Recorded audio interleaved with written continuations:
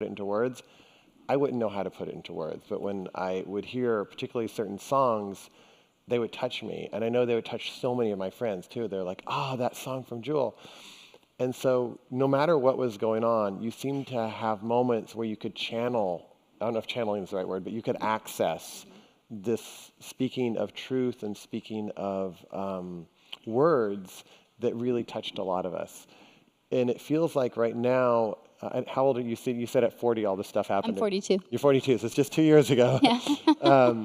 It feels like there's this new chapter that's also wanting to show up in your life, or is appearing in your life, that is to touch people continually through music, but that's not the only means. And so I'm curious to, as best you can, post kind of the 40, all the things happening at 40, what do you see your life moving to, and what do you feel like Spirit or is guiding you in this next chapter? And maybe a little bit about Never Broken and how that has evolved.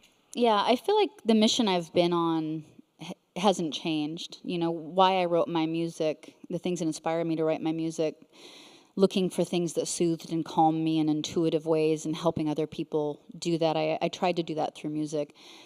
I wanted to help the world in some degree. I thought I would go into law, and then I realized pop culture has a tremendous ability to get a direct transfusion into people's bloodstreams like that. You can touch somebody's heart, and they have their own medicine cabinet, and they just open themselves up, and a song goes in, and they just find what needs healing, and they cry, and they don't always know why they cry, and it's just beautiful. And it doesn't have to be too much of an intellectual process. You bypass a lot of it. And so I feel so grateful that I've had music not only to heal me in my own life, but that it's been any kind of gift in anybody's life has been a tremendous blessing. But having the ability to affect my fan base culture was probably one of my favorite aspects of my life and my career. My fans call themselves the Everyday Angels.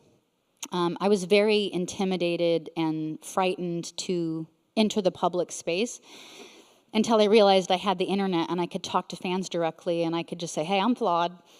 Put me on no pedestal so I can be knocked off of no pedestal.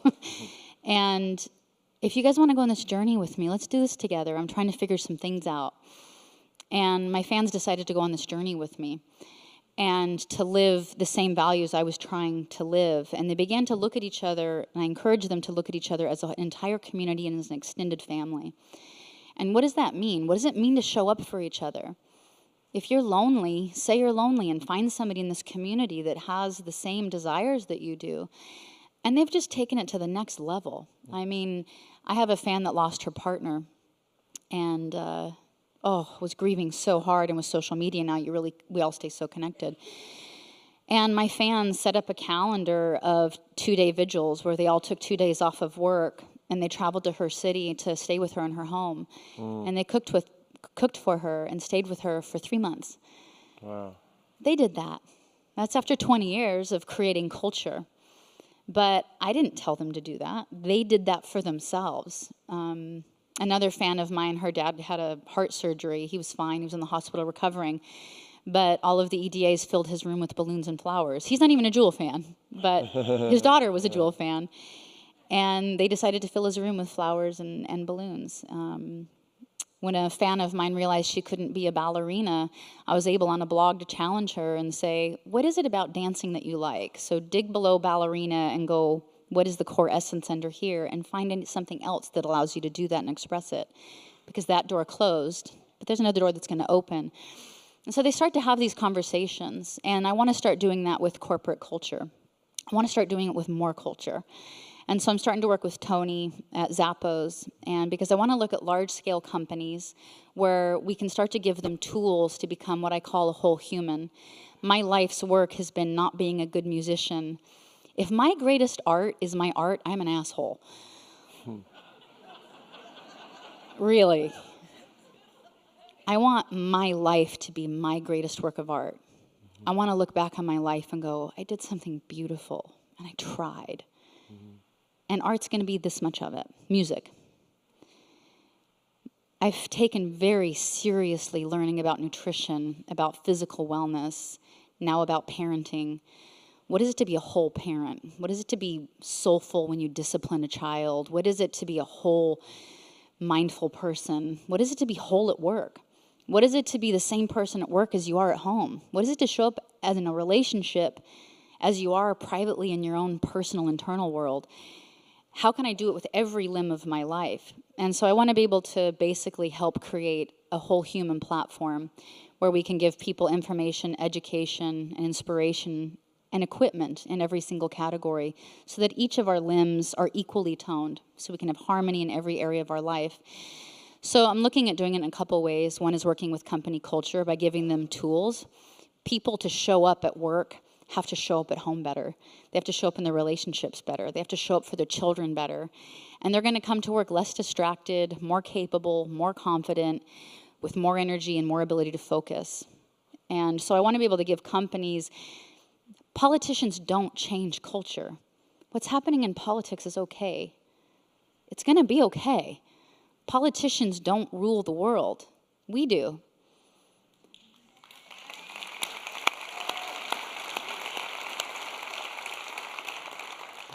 We're the ones that lead to policy changing. So we have the power if we're willing to step into it.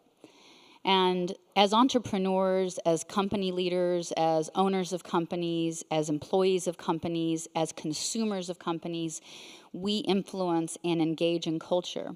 And so I'm really enjoying working with Zappos that's so dedicated to creating a culture of happiness, and I'm going to overlay a whole human component to be able to give employees the ability to look at each other the way my fan base does as a community.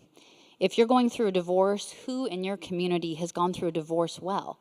Mindfully, with soulfulness, with courage. And who can you mentor under? Who can help you when you're having a problem with your child at home? What resources do you have in these companies? They're massive. There's massive resources. There's people who are going through things that can mentor one another. And then how can we give those same tools to the consumer base? So how can the Zappos consumer, for instance, be able to have these same skill sets and look at each other as a culture, as a community that can reach out to? And what other large-scale companies can do that? I'm also looking at creating a whole human curriculum for public schools, and I'm also looking at doing a mindfulness children's show for 5-year-olds. And so those are the things I'm starting on.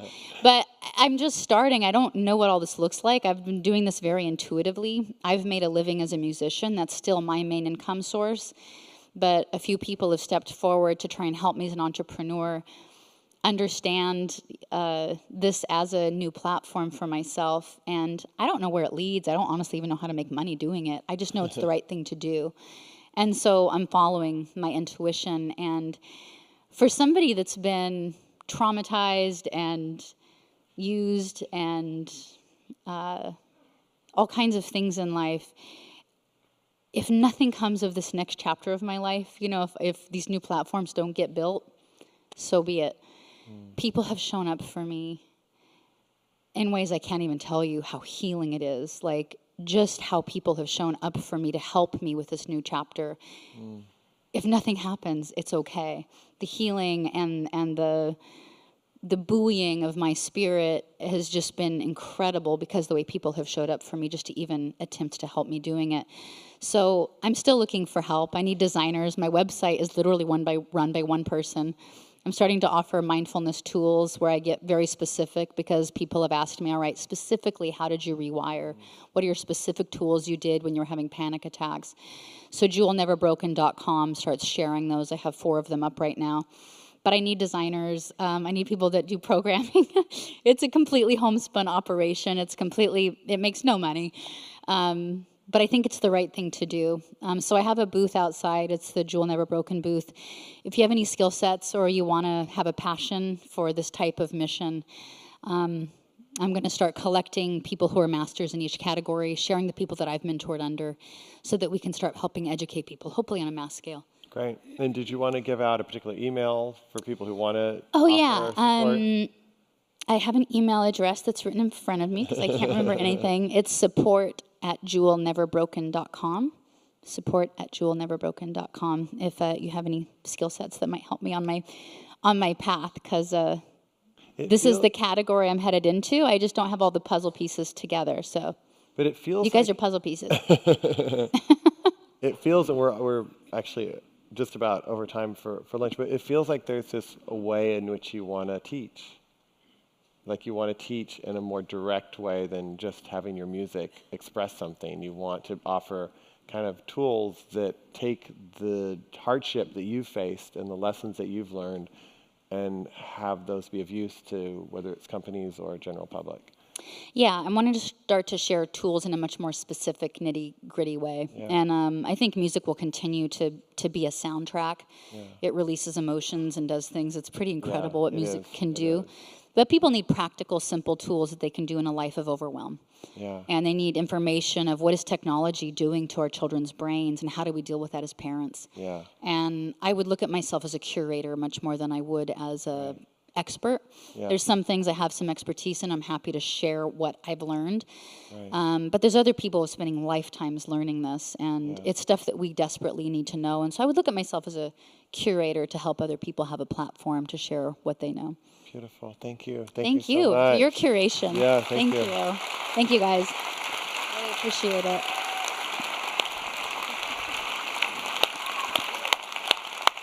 Thank you, guys. I'm humbled. Thank you.